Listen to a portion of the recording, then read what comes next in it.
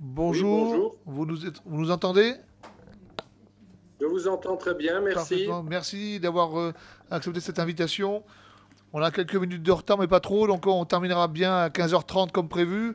On vous laisse tout de suite la parole.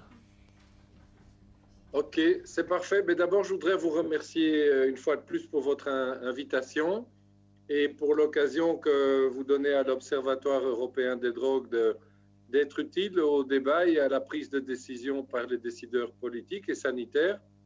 Je voudrais vous donner un très bref aperçu de la publication que nous venons de publier la semaine dernière sur l'usage médical du cannabis et des cannabinoïdes. Et je la ferai le plus court possible de manière à pouvoir répondre à des questions. Je pense que pour l'objet de votre réunion et de vos travaux, ce sera sans doute le plus utile. Donc, je suis le directeur de l'Observatoire européen des drogues et des toxicomanies. Nous sommes basés à Lisbonne.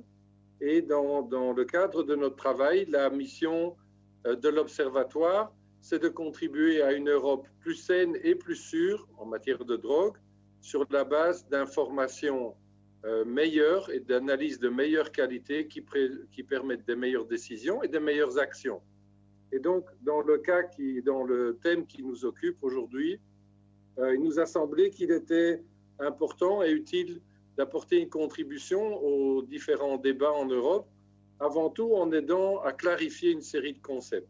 En effet, quand nous voyons la situation et les informations qui circulent sur Internet et ailleurs, force est de constater qu'il y a beaucoup de contre-vérités, pour ne pas dire des mensonges, des informations le plus souvent tronquées et présentées dans une intention qui est même pas toujours très déguisée. Et donc, dans ce cas-là, la première remarque que je voulais faire, c'est qu'en ce qui nous concerne, nous préférons au terme cannabis médical, qui pour moi est un contresens. En médecine, on ne parle pas de l'arbre tilleul médical ou de l'opium médical. On parle plutôt, par exemple, de l'usage de la morphine pour le traitement de la douleur causée par le cancer chez l'enfant. Et donc, un des objectifs de la publication, c'est justement de faire le point. Comment caractériser et définir qu'est-ce qui serait l'usage médical et qu'est-ce qui ne l'est pas, quelles sont les règles, comment ça fonctionne et surtout, qu'est-ce qui existe ou pas en Europe à ce sujet. Alors, si vous pouvez passer la première diapositive, et je vous prie d'excuser le fait qu'elle soit en anglais, mais la publication est toute fraîche de la semaine dernière, donc je n'ai pas encore reçu la version traduite dans toutes les langues.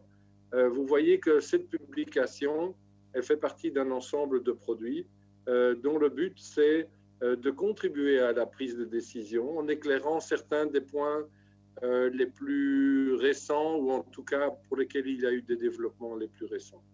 Le premier, c'est la conduite sous l'influence de cannabis, avec le défi notamment au Canada et dans les États qui, aux États-Unis, ont décidé de légaliser l'usage récréatif, qui est de comment évaluer l'influence du cannabis et l'incapacité temporaire à la conduite sûre qui pourrait en résulter. Donc, nous avons publié un rapport et des questions-réponses en mai cette année. C'est un rapport que nous avons préparé avec les collègues canadiens et américains. Le second sujet est celui dont on parle aujourd'hui, l'usage médical des dérivés du cannabis, des cannabinoïdes. Il y a un autre produit qui va sortir en début d'année prochaine sur les produits à base d'extrait de cannabis à faible concentration en tétrahydrocannabidol. Et là, je pense que c'est la France qui va notamment nous aider à approfondir la question.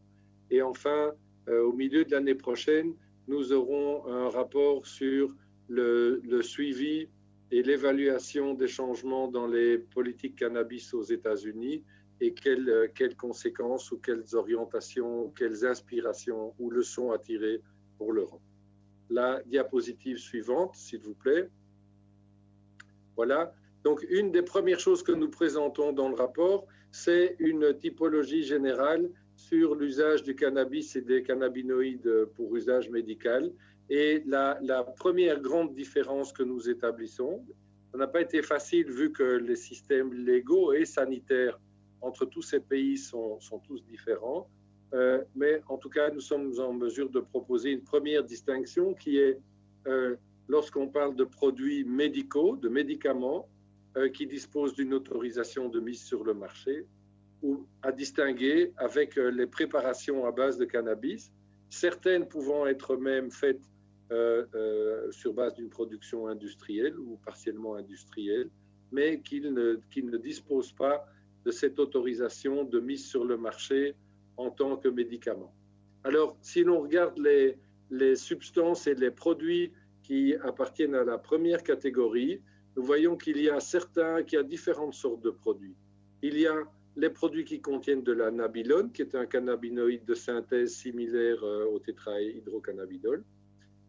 Il y a des produits qui contiennent du dronabinol, qui est un équivalent au THC synthétique. Ensuite, les médicaments qui contiennent, ou un médicament contenant des nabiximols, qui sont des extraits de la plante de cannabis et qui contient à peu près à quantité égale des extraits du cannabidiol et du THC. Et enfin, un médicament contenant du cannabidiol uniquement et qui est à base d'extraits de plantes. Donc, une autre caractéristique, que je vais revenir sur ce point avec la diapositive suivante dans quelques minutes, c'est le fait que dans la plupart des cas, il s'agit de produits qui sont autorisés dans l'un ou l'autre pays de l'Union européenne, mais qui ne sont pas autorisés sur l'entièreté du territoire européen. Ensuite, pour les cannabis, pour les préparations à base d'extraits de cannabis, là, il y a trois sortes de produits plus ou moins. Il y a le cannabis pur, brut, il y a les préparations magistrales et ensuite les préparations standardisées à base de cannabis, résultat d'une production industrielle, dans lequel le contrôle de la qualité et notamment la mesure et la garantie de concentration et de pureté de l'extrait n'est pas toujours garantie. Dans certains cas, il peut y avoir des problèmes quant au fait qu'il n'y a pas de garantie quant à l'absence de pesticides. Donc ça, c'est le panorama général. Et j'ai oublié de mentionner que pour les préparations à base de cannabis, la composition en THC et en CBD est variable entre les produits, mais en fonction des produits et des vagues de production, j'essaie de traduire le mot anglais, cette composition peut être variable. Donc si vous passez la diapositive suivante, mais on va passer directement à la numéro 4, donc je crois que vous pouvez encore une fois de plus, s'il vous plaît. Voilà. Alors, une des choses que nous avons résumées dans le rapport, alors nous avons tout un ensemble de références de la bibliographie scientifique. Il y a notamment le rapport de l'Académie nord-américaine des sciences de l'engineering et de la médecine qui avait été produit en janvier de l'an dernier, je pense. Il y a des études plus récentes et nous nous sommes basés aussi sur les évaluations qui viennent d'être faites par l'OMS dans les réunions du comité d'experts sur la dépendance aux drogues qui s'est réuni en mai et en novembre, mais nous n'avons pas encore connaissance des recommandations suite à la réunion de novembre. Que peut-on dire d'une manière générale? C'est d'abord l'évidence scientifique disponible est habituellement qualifiée ou fréquemment qualifiée de faible ou modérée ou insuffisante.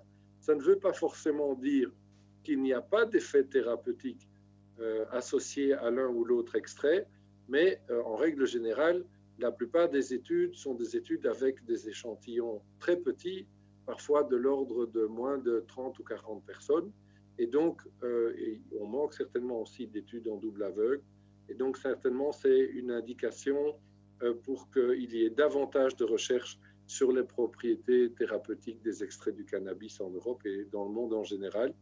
Et d'ailleurs, c'est un des objectifs du groupe de travail de l'OMS, de se pencher sur cette question et de proposer, le cas échéant, de changer de catégorie certains des extraits du cannabis, ce qui permettrait de donner un accès plus facile à la recherche. Et par exemple, aux États-Unis, si ma mémoire est bonne, le financement de programmes de recherche sur fonds publics n'est pas possible actuellement sur le cannabis ou les extraits à cause de sa classification. On voit aussi, c'est les effets thérapeutiques les plus connus porte plus sur les symptômes de certaines maladies ou de certaines pathologies plutôt que sur les pathologies elles-mêmes. Très souvent, le traitement à base d'extrait de cannabis est un adjuvant et vient en complément d'autres traitements médicaux. Ensuite, les traitements à base de cannabis d'extrait de cannabis sont fréquemment utilisés quand d'autres traitements de première intention n'ont pas eu d'effet ou n'ont pas eu l'effet escompté. Et dans certains cas, il peut être considéré que l'accès au traitement avec des dérivés de cannabis est autorisé à titre compassionnel. Enfin, comme je vous disais, il y a certainement un clair besoin pour davantage de recherche clinique et fondamentale aussi sur le fonctionnement des dérivés cannabiques. Par exemple, dans l'une des revues critiques qui ont été faites par le comité d'experts de l'OMS en mai, on peut lire des commentaires comme il semble qu'il y ait un effet thérapeutique avéré chez certains patients souffrant de la pathologie X ou Y. Cependant, les mécanismes par lesquels cet effet semble être avéré ne sont pas connus à cette date. Enfin, les risques et les dangers qui sont relevés dans certaines études sont similaires à ceux qui sont retrouvés dans l'usage d'autres médicaments similaires.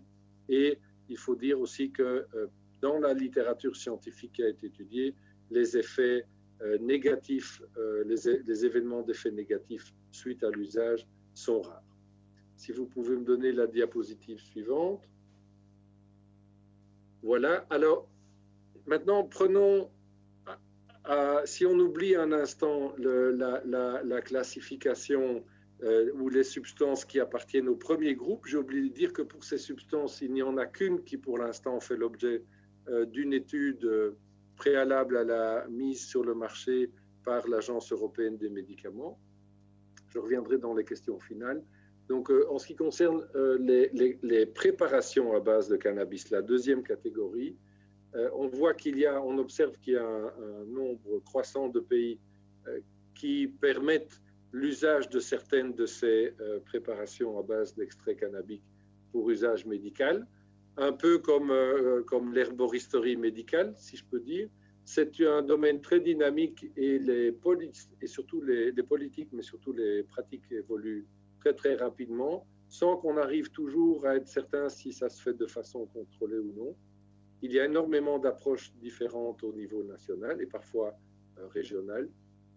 Les préparations, on distingue aussi essentiellement une grande différence qui est faite entre les préparations standardisées, résultat d'un processus industriel ou semi-industriel, versus les préparations magistrales. Enfin, il y a différentes routes d'administration qui sont permises. Il y a différentes indications, différentes applications. Une des questions qui se pose, qui n'est pas réglée ou adressée de la même manière par tous les pays, ce sont les modalités et conditions de remboursement, mais aussi la question de par qui peut être faite la prescription. Et si je peux avoir ce qui est ma dernière diapositive, s'il vous plaît. Voilà, merci. Je pense, pour résumer un peu les défis et les questions que nous avons en face de nous, je pense il y a d'abord, quel que soit le choix réglementaire qui est effectué, ce n'est pas nouveau parce que je suis certain que pour vous, c'est tout à fait familier. Simplement, il y a, je ne sais trop pourquoi, probablement parce que c'est une substance qui, jusqu'à présent, relevait davantage de l'ordre de l'usage des substances illicites.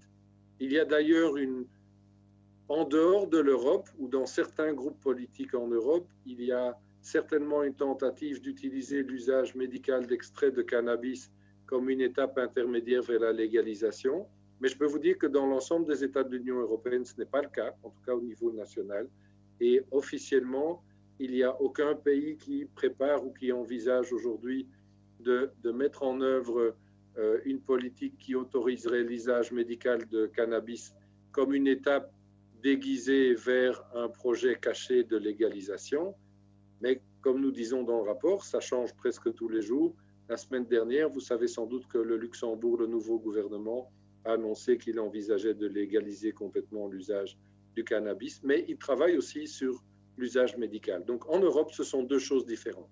Aux États-Unis, en principe, on a observé fréquemment qu'il n'y avait pas un contrôle très strict des critères pour la prescription visant à délivrer la permission d'utiliser du cannabis, soi-disant à usage médical. C'est une des raisons identifiées, même par les autorités sanitaires au Colorado, par exemple, pour estimer que s'ils ne peuvent pas encore dire s'il y a eu ou pas une augmentation de la consommation du cannabis chez les moins de 18 ans suite à l'entrée en vigueur de la nouvelle législation. Par contre, le Chief Medical Officer m'a dit qu'ils ont observé une augmentation lorsque le cannabis médical a été introduit, ce qui confirme l'hypothèse que je vous évoquais tout à l'heure.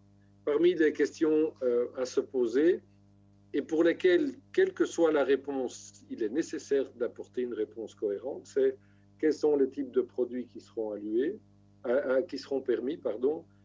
Est-ce que l'on veut adopter une politique qui permettrait uniquement des produits médicaux, des médicaments ou des préparations à base de cannabis? Dans le cas de préparations à base de cannabis, s'oriente-t-on vers l'autorisation de l'usage, par exemple, des fleurs de cannabis ou des préparations magistrales ou d'autres préparations? Quelle route, y compris, par exemple, dans certains cas, les huiles ou les infusions? Question évidemment essentielle, quels sont les critères d'indication thérapeutique pour lesquelles de ces substances? Qui est autorisé à faire les prescriptions? Et donc, du coup, comment organiser, prendre en charge, structurer la formation, mais aussi les lignes guides, les lignes d'orientation, les consignes pour guider la prescription de ces dérivés cannabinoïdes. Comme je l'ai évoqué, de quelle manière le coût sera pris en charge ou non pour les patients. Enfin, comment doit être organisé le suivi de ces patients et le suivi des résultats de leur traitement? Quel type de standards de qualité devrait être appliqué? Et enfin, comment la production devrait être appliquée? Et là, je voudrais pour terminer faire deux commentaires. Le premier, c'est que la question de la production, ce n'est vraiment pas une question banale.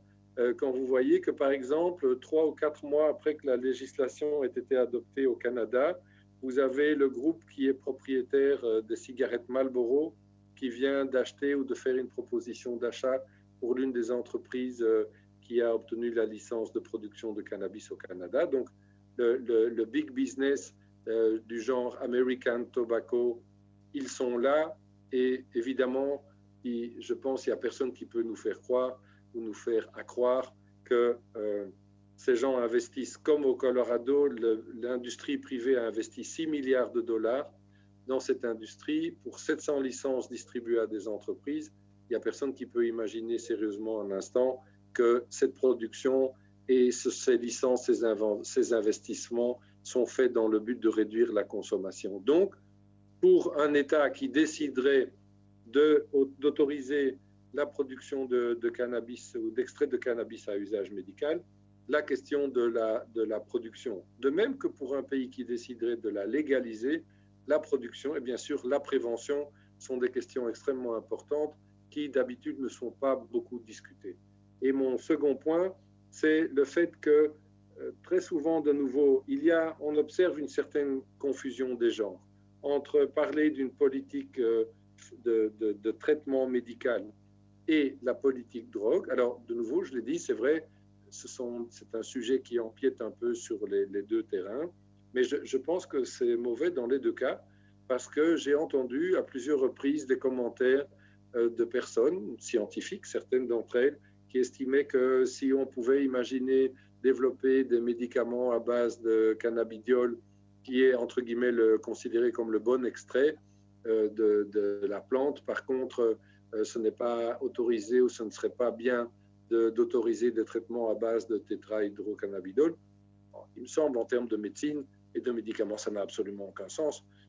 Soit on fait un travail scientifique et on analyse les propriétés thérapeutiques, ou bien on prend une décision morale ou moralistique, mais mélanger les deux, ça n'a pas beaucoup de sens. ça n'a pas beaucoup d'efficacité et je pense que ça ne permet pas de prendre des décisions en parfaite connaissance de cause et de manière sereine. Donc voilà, très très rapidement, l'aperçu d'un sujet, de nos travaux sur un sujet qui est très vaste et très controversé pour l'instant. Je n'ai pas énormément de temps pour des questions, mais je suis quand même à votre disposition pour essayer de répondre.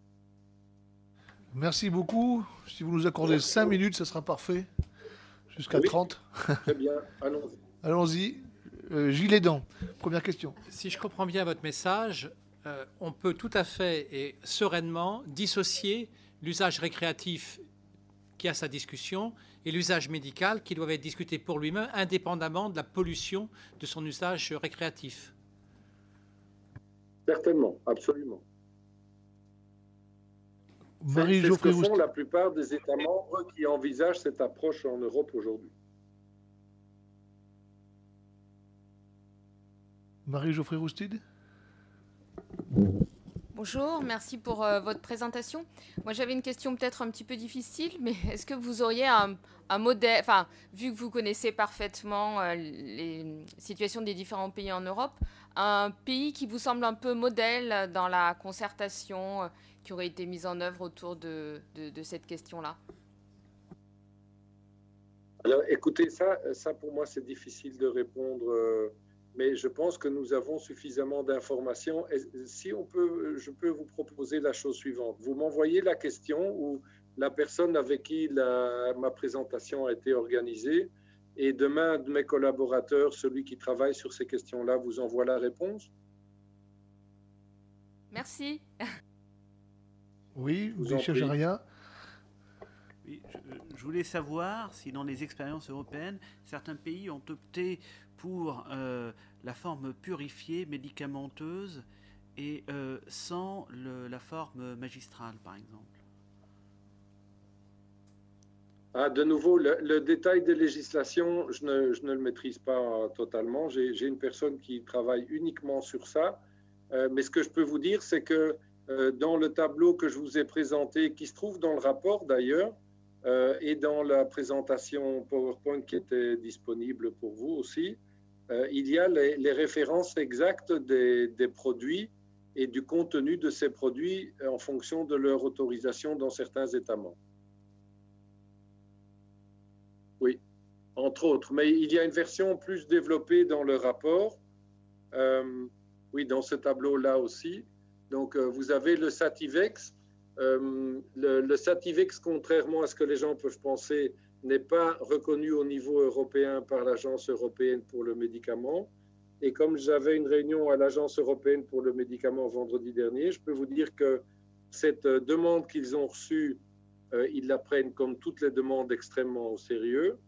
Il n'y a pas moyen de préjuger aujourd'hui sur de savoir quelle sera la réponse finale.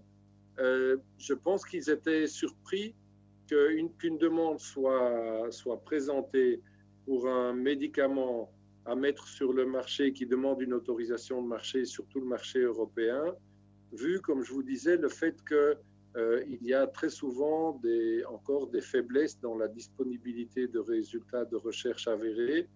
Et donc, je suis très curieux, très intéressé de voir quelle sera la décision finale qui sera prise. Mais ça n'empêche que dans certains pays, que les préparations magistrales soient acceptées. Maintenant, je ne crois pas, je dois relire dans le rapport, mais je pense qu'il n'y a pas encore un pays dans l'Union européenne qui a décidé de rentrer certains extraits du cannabis parmi la pharmacopée médicale ou dans l'herboristerie médicale. Ce n'est pas encore le cas. Merci.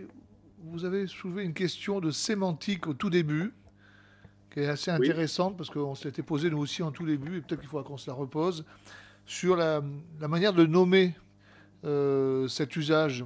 Vous avez balayé la notion de cannabis médical, et plutôt orienter vos propos, alors là je les ai traduits, mais vers les cannabinoïdes médicaux en fait, pour mieux nommer les choses. Oui. Mais nous réfléchissons globalement à l'usage du cannabis, dans son entièreté, dans sa totalité. Et finalement, si l'on devait être favorable à la mise à disposition de préparations magistrales de cannabis, plantes, comment pourrions-nous nommer cela ? Merci, c'est une très bonne question. Mais d'abord, chacun étant libre par ailleurs, et c'est une compétence, je dirais, quasiment exclusive de l'Union européenne, avec certaines parties partagées. Chaque pays fait exactement en fonction de son analyse des besoins et de la meilleure manière d'y répondre. Ce que je pense, c'est dans le travail que vous faites, dans les décisions que vous prenez, il n'y a, je pense, rien qui vous empêche, si vous le choisissez, d'adopter le même thème général qui est l'usage médical des dérivés ou des composants ou de certains composants du cannabis, et d'avoir différentes catégories qui pourraient recouvrir en même temps, puisque c'était le sens d'une des questions qui m'ont été posées, l'usage médical comme médicament, et puis autoriser en même temps les préparations à base de cannabis. On a d'ailleurs, je l'ai dit, pas suffisamment de données robustes, à la fois pour dire dans certains cas, oui, il semble qu'il y a un effet, mais c'est complètement placebo. Il y a des études qui montrent qu'il y a un effet et qui ne peut pas se résumer à un effet placebo, mais qui, comme je le disais, dans certaines études mentionnées par l'OMS et par nous, indique justement qu'on ne connaît pas encore les mécanismes. Donc, toutes ces choses-là peuvent cohabiter. Pour moi, je pense l'essentiel, c'est si on parle ou si on choisit de parler de cannabis médical, c'est beaucoup plus difficile de maintenir dans la tête, dans l'esprit, mais aussi dans la pratique des gens, que si on parle de médecine, par exemple en Europe, je pense qu'il n'y a pas un ministre de la Santé qui va proposer ou recommander que les gens fument en pensant que ça va avoir un effet thérapeutique. Parce que le travail qui se fait pour la prévention du tabagisme depuis très longtemps vise exactement l'opposé. Donc, ça paraît difficile d'encourager les gens à fumer. Mais maintenant, je vous dirais, il y a d'autres pays ou d'autres régions qui ont des approches différentes, parfois plus pragmatiques. Je pense que le plus important ou la différence la plus importante à maintenir, quand même, c'est soit on parle d'usage récréatif ou bien de médecine.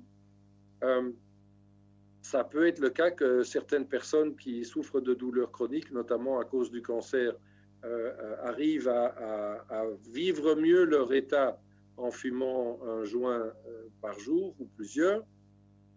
Ça me paraît, en tout cas dans l'état des choses aujourd'hui, difficile d'avoir une prescription médicale pour envoyer les gens fumer. Mais comme je vous disais, c'est une pratique qui change très rapidement. Et donc je ne serais pas surpris que dans 5 ans ou 10 ans, il y ait des avancées au niveau scientifique qui peut-être concluraient que les gens qui mangent un gâteau à base de cannabis ou les gens qui fument modérément, ok, ce n'est pas bon pour les poumons, mais que par contre, ils ont une qualité de vie améliorée. Je pense qu'on ne peut pas exclure que ce genre d'évolution pourrait se produire. C'est quelque chose qu'on doit suivre.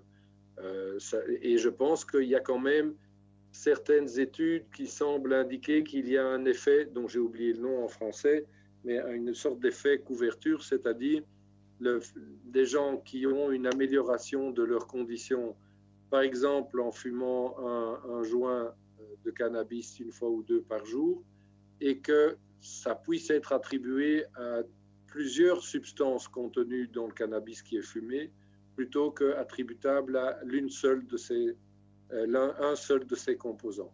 Ça, c'est la difficulté, mais vu qu'on a peu de recherche, ou en tout cas insuffisamment de recherche là-dessus, je pense qu'aujourd'hui, c'est difficile d'avoir une décision tranchée. Merci. Merci. Est-ce qu'il y a une dernière question? Non? Alors, on peut vous libérer. Merci beaucoup. Je vous remercie. Merci beaucoup d'avoir participé. Bonne décision. Merci. Au revoir. À bientôt. Au revoir.